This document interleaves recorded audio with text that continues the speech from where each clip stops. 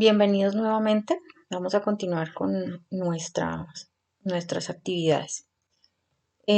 Bueno, ya hicimos una evaluación, digamos, o una recapitulación eh, de las eh, emociones, del reconocimiento de las emociones, eh, también de las habilidades que ustedes consideran debe tener un mediador.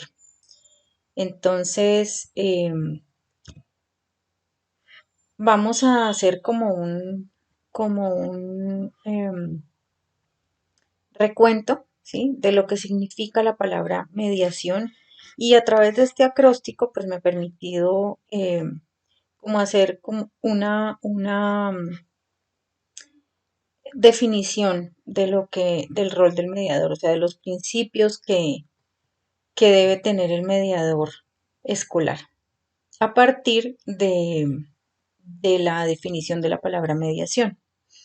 Entonces, pues el mediador, digamos, eh, debe tener, debe motivar al respeto, entendido el respeto como el reconocimiento y la aceptación, la apreciación y valoración de los demás, ¿no? De los otros como sujetos de derechos.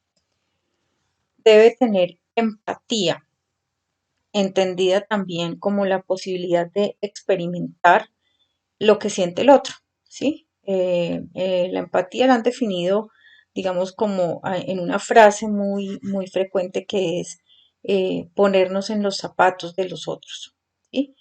Entonces es, como les decía, la posibilidad de experimentar cuáles son los sentimientos de los demás. Debe tener discreción, y esto está relacionado con la confiabilidad, con la prudencia, ¿sí? Que debe tener el mediador. Debe desarrollar inteligencia emocional. Esto está eh, definido como la capacidad de reconocer las emociones, ¿sí? De comprenderlas, de utilizarlas y sobre todo de controlar las emociones, ¿sí? Debe tener asertividad, y esta es, digamos, una habilidad en la expresión, o sea, saber expresar de manera que los otros puedan entender y comprender lo que se está expresando, tanto las emociones como las opiniones. Debe tener habilidades de comunicación y escucha. Esto ahí está relacionado con algo que se llama el parafraseo, y es como una estrategia que se utiliza para, digamos, retomar las ideas, identificar lo que se ha expresado por los demás y confirmar que efectivamente es así para, digamos, lograr el entendimiento entre las partes. Debe, pues, aplicar la igualdad en el trato de las partes que están interviniendo en la mediación. Es decir, debe ser objetivo, no puede haber discriminación de ninguna clase hacia ninguna de las partes. Y esto es un principio también constitucional, ¿no? Está basado en el derecho a la igualdad. Eh, Debe lograr identificar la oportunidad en la búsqueda de acuerdos. Y esto está determinado por la posibilidad de identificar cuáles son los puntos de encuentro que tienen las partes y cuáles son las alternativas de solución, ¿sí? Para él, digamos, en el caso de que entre ellas mismas no logren identificarlos, pues el mediador pueda proponer acuerdos. Y por supuesto debe ser neutral, es decir, no puede tomar partido hacia ninguna de las partes, ¿sí? El mediador, recuerden que busca proteger los derechos de ambas personas, o sea, busca que sean reconocidos los derechos para ambas partes. Entonces,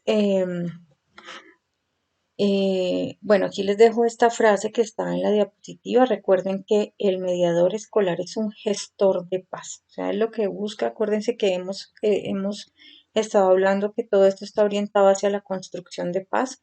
y el mediador es un gestor de paz. ¿Sí?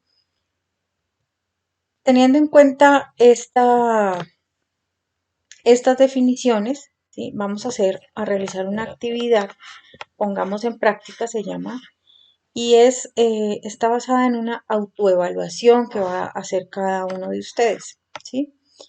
La pregunta base es cómo estoy yo para ser un buen mediador. ¿Sí? Hemos identificado pues las habilidades, ¿sí?